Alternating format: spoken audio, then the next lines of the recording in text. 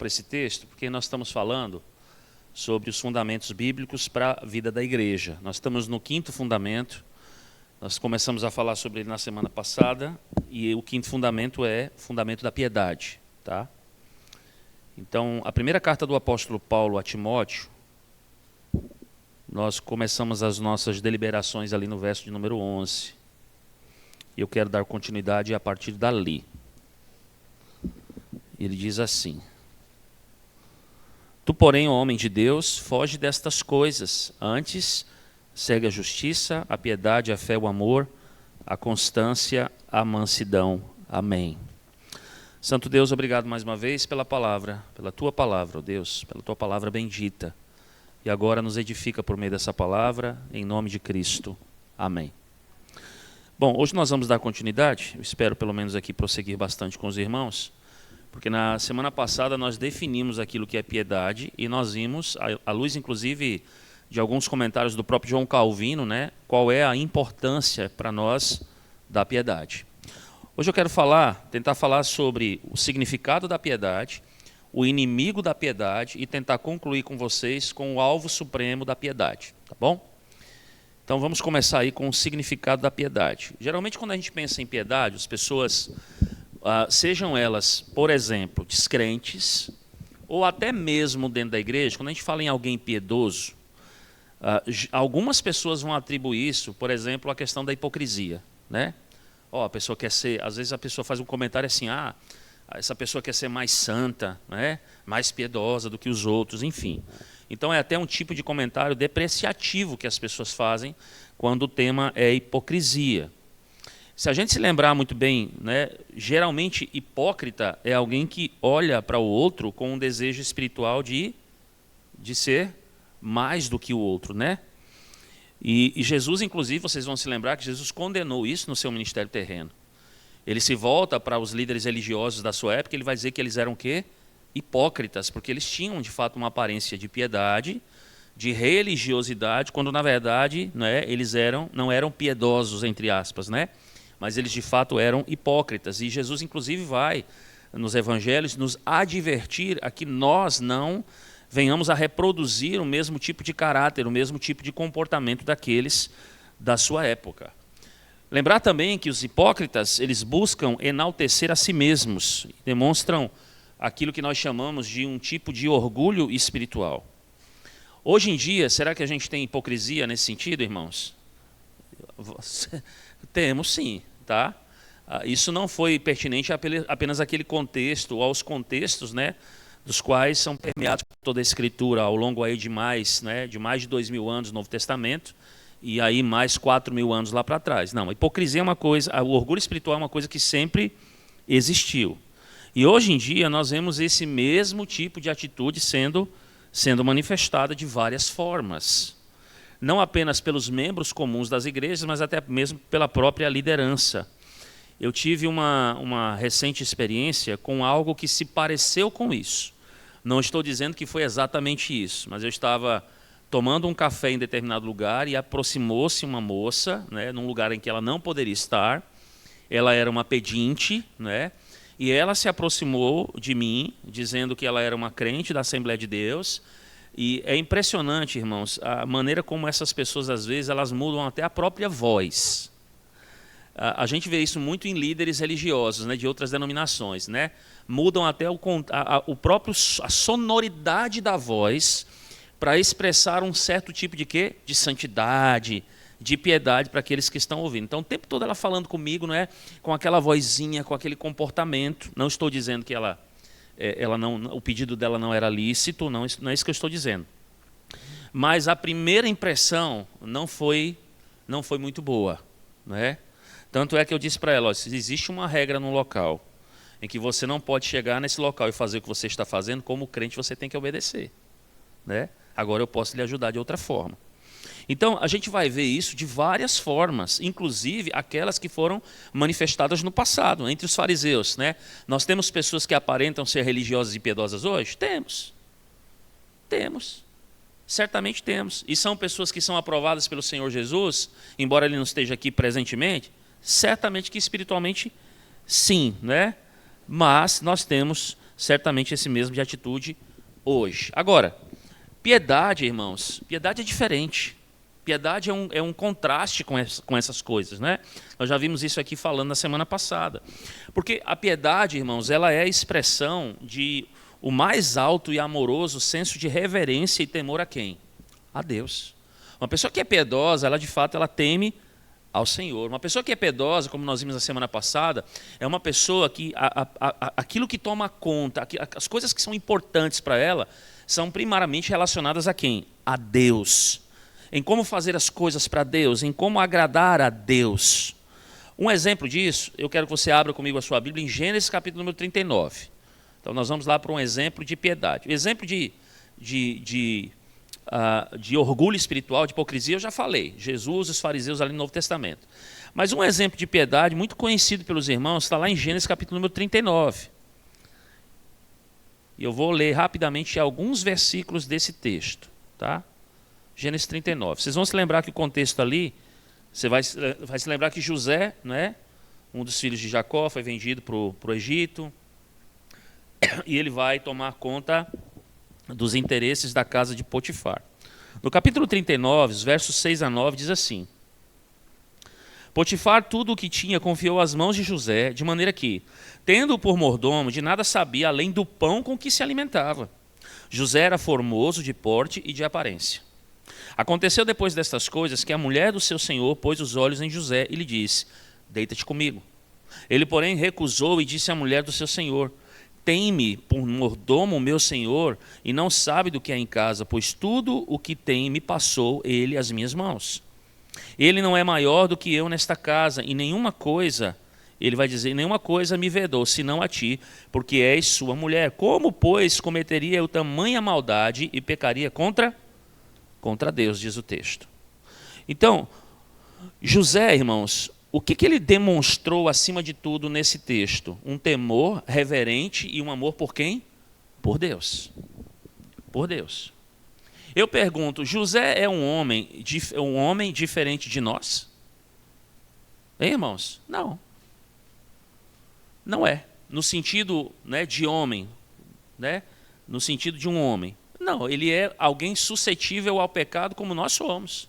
José não era, irmãos, um homem perfeito.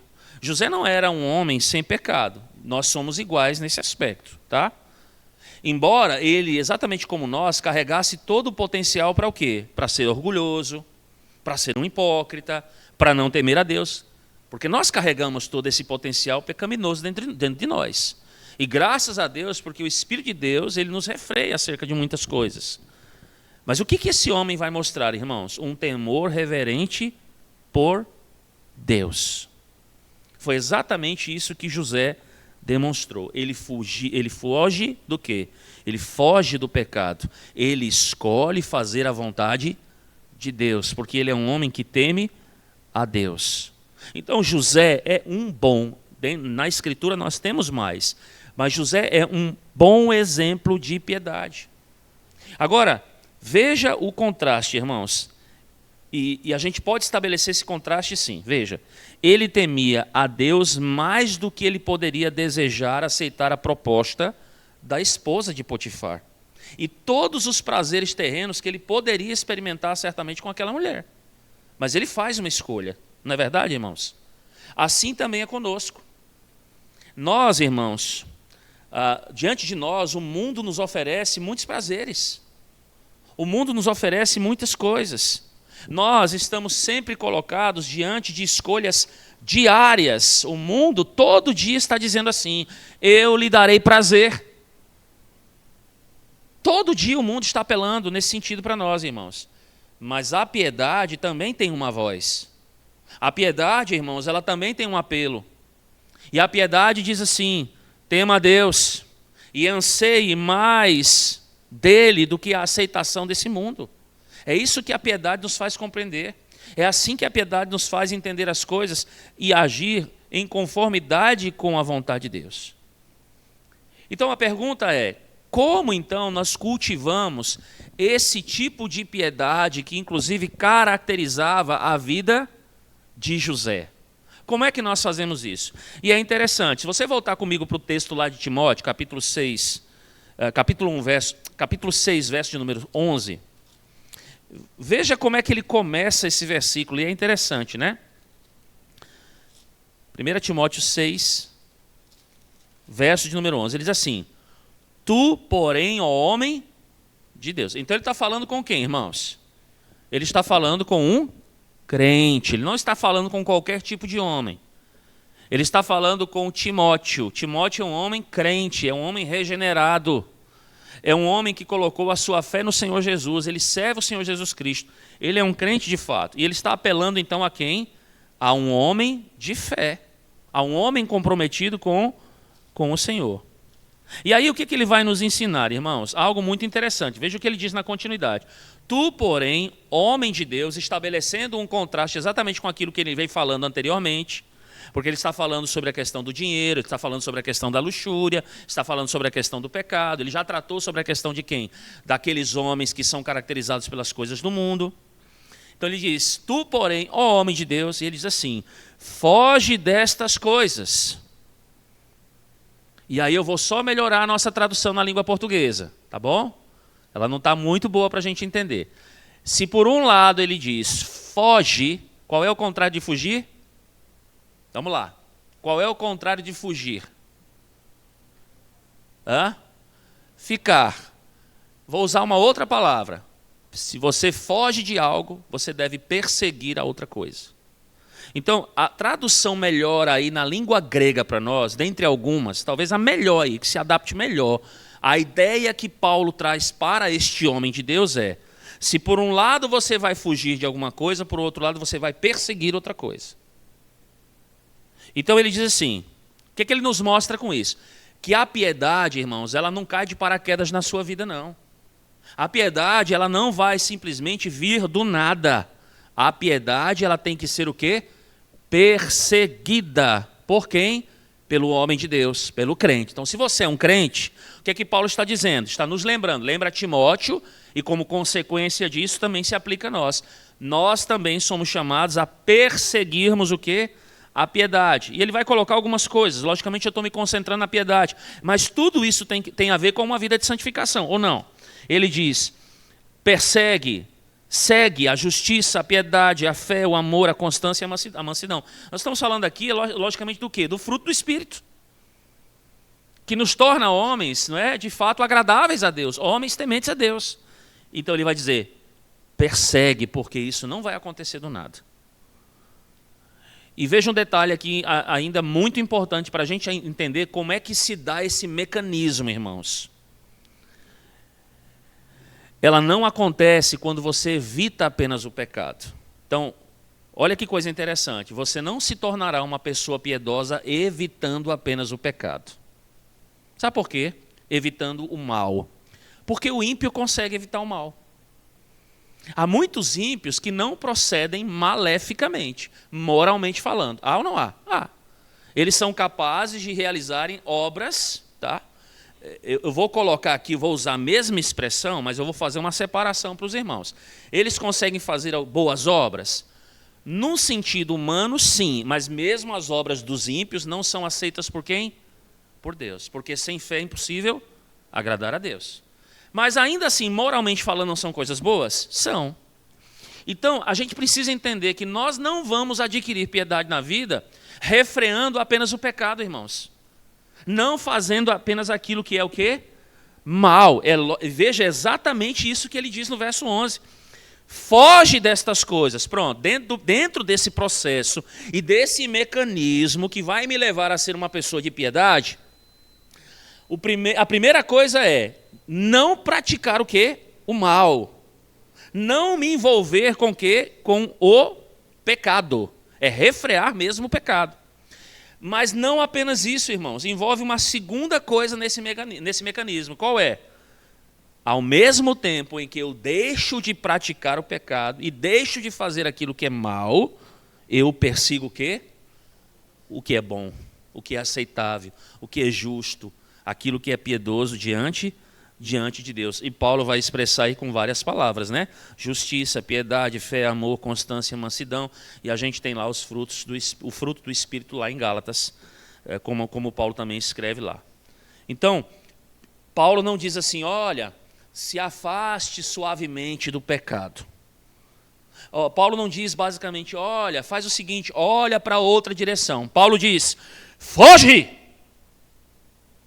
Ao mesmo tempo em que ele diz, persegue, foge do pecado, foge da luxúria, foge do amor ao dinheiro e do que mais tipo de pecado você puder pensar. Ao mesmo tempo que ele diz, persegue a justiça, persegue a piedade, persegue o amor, persegue a fé, persegue a constância, persegue a mansidão e por aí vai.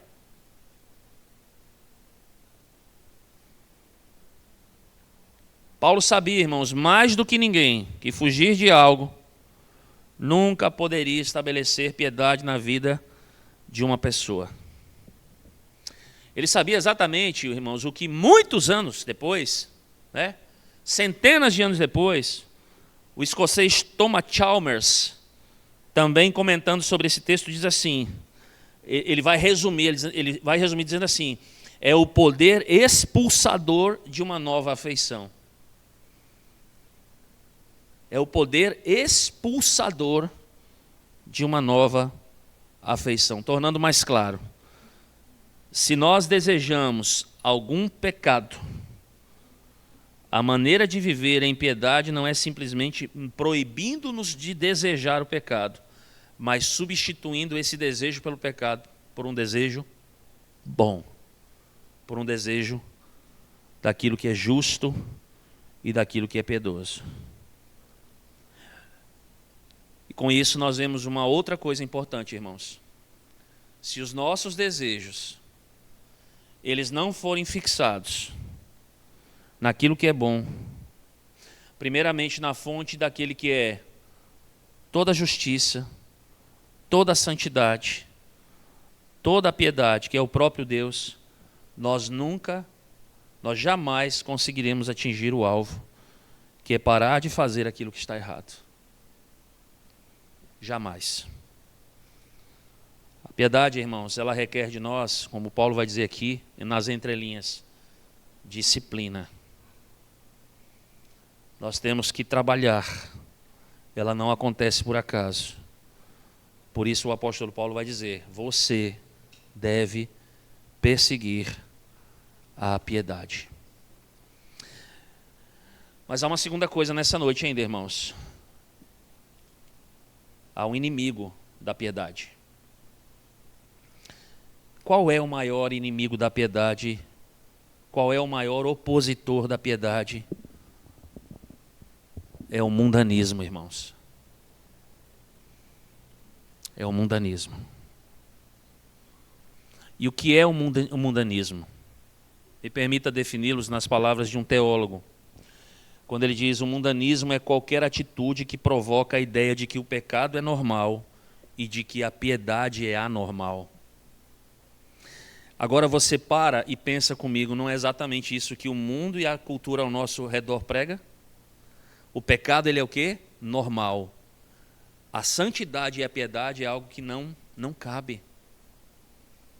E você vai perceber o mundo, ele apelando e se expressando com relação a isso, a essa proposição de várias formas. Por exemplo, o jovem na igreja, a gente vê um mundanismo às vezes entrando na igreja, o jovem na igreja namorando com uma pessoa que não era para namorar.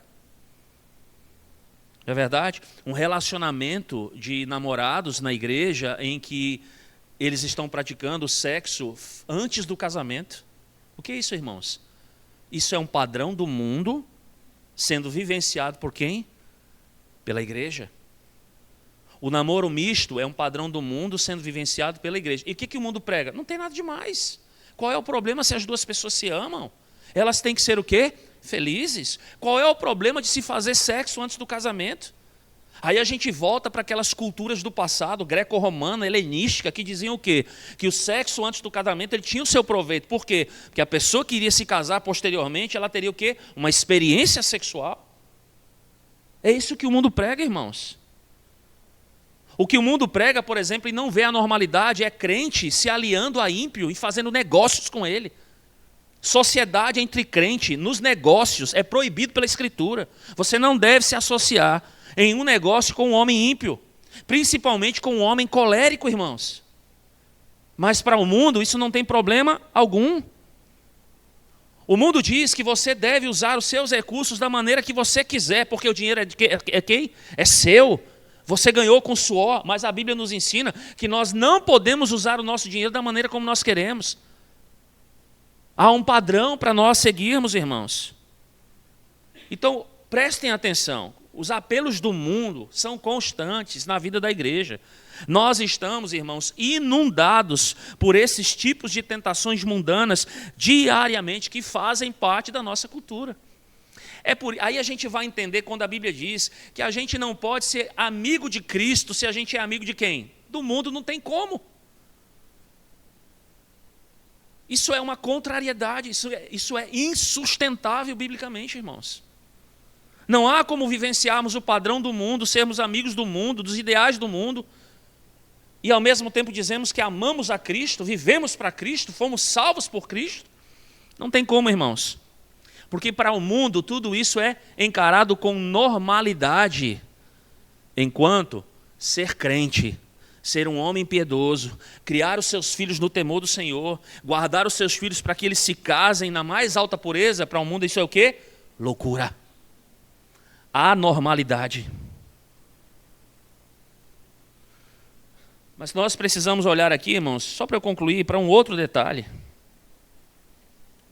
O que causa tudo isso? A gente falou lá no começo que nós vivemos, né, sendo caracterizados, infelizmente, por 3 grandes coisas. E dentre elas, irmãos, o individualismo. Nossa cultura é uma cultura individualista. O objetivo do homem, irmãos, hoje é fazer tudo aquilo que ele quer, tudo aquilo que ele deseja. E nós estamos envolvidos exatamente com essa cultura. Agora, você sabe o que é mais estranho nisso? O mundo é um mundo individualista, ele diz, eu quero fazer o que eu quero, a minha vontade tem que ser atendida. Mas olha que coisa interessante. E veja, o que eu vou dizer agora, eu não digo isso baseado em teólogos ou em livros de teologia. Eu digo isso baseado no que psicólogos e psiquiatras estão observando da sociedade. Porque até mesmo eles têm a capacidade de observar isso. E o que é que eles dizem? Que nós estamos envoltos numa cultura hoje que, apesar de ser totalmente individualista e buscar os seus próprios interesses, é uma cultura em que as pessoas são orientadas por outras. Para e pensa comigo, o que mais cresce na internet hoje? O que é que mais cresce na internet hoje? Influenciadores, não é verdade? É ou não é? Influenciadores são pessoas que fazem o quê, irmãos? Influenciam. Está aí o nome. Eles são formadores de quê? De opinião. Mas a cultura não é individualista, pastor? É. Mas ao mesmo tempo em que a nossa cultura é pecaminosamente caracterizada por isso, é uma cultura que ao mesmo tempo está se norteando e sendo orientada por quem? Pela opinião de outros.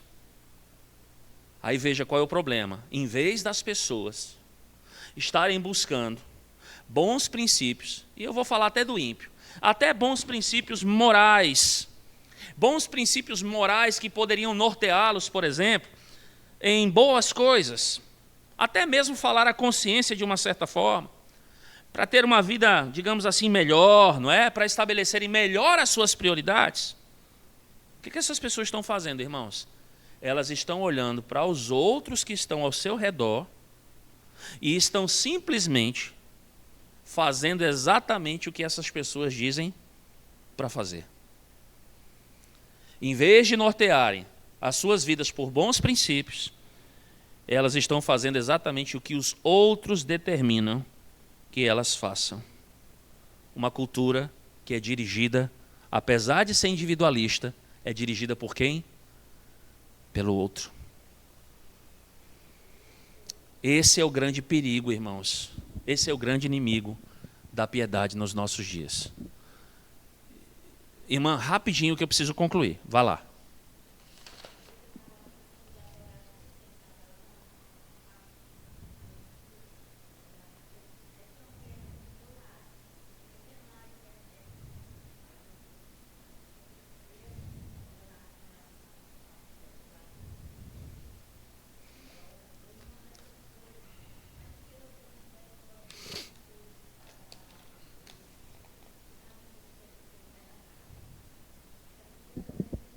Sim. Esse é mais um exemplo daqueles que eu dei, né? Que é aquilo que a cultura aprova e, de fato... Mas, irmãos, a última pergunta para a gente responder. Qual é o alvo supremo da piedade? Alguém sabe responder? Qual é o alvo supremo da piedade? Hein, irmão Socorro? Qual é o alvo supremo da piedade? A glória de Deus. Qual é o fim principal do homem, irmãos? A glória de Deus. Qual é o fim da piedade do cristão, irmãos? É a glória de Deus. Toda a nossa vida cristã, irmãos, ela é para a glória de Deus. E veja que essa glória de Deus, irmãos, ela vai resplandecer nos atributos de Deus, vai resplandecer na própria estrutura do mundo, vai resplandecer na morte, vai resplandecer na própria ressurreição do Filho de Deus. Vejam, irmãos, que naquilo que diz respeito a todos os que são verdadeiramente piedosos, o glorificar a Deus supera, inclusive, a salvação pessoal. É por isso que o próprio Calvino escreveu, quando ele escreve, por exemplo, ao cardeal Sadoleto, né? Isso é um acontecimento histórico e verídico, ele diz assim: não é uma teologia bastante saudável confinar os pensamentos de um homem a ele mesmo e não apresentar-lhe como motivo fundamental da sua existência o zelo pela glória de Deus. Calvino prossegue e diz assim: estou convencido, não existe nenhum homem que possua a piedade verdadeira e não considere como insípida aquela extensa e laboriosa exortação em favor do zelo pela vida celestial, um zelo que o mantém totalmente dedicado a si mesmo e que não o desperta, nem mesmo por uma única expressão, a santificar o homem de Deus, o nome de Deus. O alvo da piedade, meus irmãos, tudo aquilo que a gente falou sobre piedade, como um fundamento para a vida da igreja, é que Deus seja glorificado em nós. É na sua vida. É para isso que nós somos criados. Portanto, irmãos, aquele que nasceu de novo, ele tem como característica intrínseca a ele um desejo por vivenciar, um desejo por prosseguir crescendo para a glória de Deus, para que Deus seja glorificado. O próprio Calvino vai dizer que o homem piedoso é aquele que confessa: somos de Deus, vivamos e morramos para Ele. Vivamos e morramos para Ele.